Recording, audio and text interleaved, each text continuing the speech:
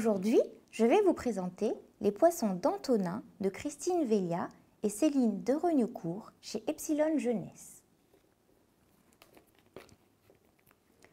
Dans l'histoire d'Antonin, nous avions vu un banc d'apogons. Les apogons, ce sont des petits poissons qui vivent en groupe, dans les coraux. On peut les voir dès l'entrée de l'eau. À l'âge adulte, ils sont grands comme ta main. Il y avait également la carangue bleue. Ce poisson est un peu farouche. Il ignore la présence des plongeurs. On le rencontre près des massifs coralliens.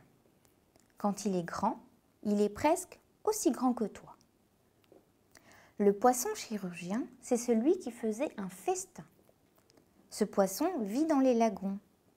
Il nage lentement, mais se cache à la moindre alerte. Adulte, il est aussi grand qu'une feuille de papier. Souviens-toi, il y avait aussi le poisson épervier, presque aussi grand que ton pied. Il vit près des coraux et peut rester longtemps sans bouger, surtout quand il chasse. Et l'ange empereur, le bel ange empereur.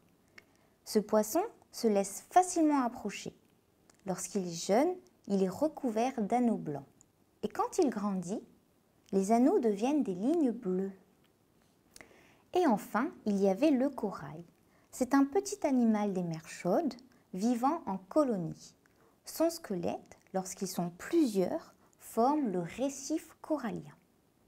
L'aspect des coraux rappelle celui des plantes.